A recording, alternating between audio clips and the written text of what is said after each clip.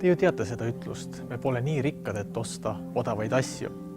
Sellest võib mõelda ka niipidi, me pole nii rikkad, et juhuslikust kohast kokku hoida. Ehk siis, kuidas säästa targalt, olla tõhus ressursside kasutaja. Selle jaoks on olemas lihtsaid nippe, kas või see siin. Selle kraani küljes on aeraator, seade, mis segab kraanist tulevat vett õhuga ja aitab veekulu vähendada 2–3 korda. Või siis kasutades õigeid valgusteid. Tänapäeval on LED-pirnid juba sel tasemel, et pakuvad võrreldavat valgustust tunduvalt kauem ning väiksema elektriarvega. Need on asjad, mida igaüks saab koduski teha. Olles tootmisettevõte, on võimalused aga palju laiemad. Eelkõige mõeldes läbi, kuidas kasutada toorainet ja mida teha jäätmetega.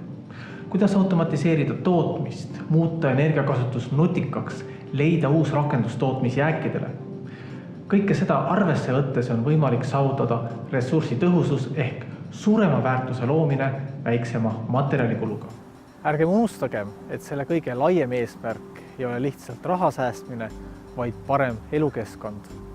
Vesi, pinnas, puhas õhk ja teised ökosüsteemi teenused on üliolulised meie elu kvaliteedi ja seeläbi ka majanduskeskkonna jaoks.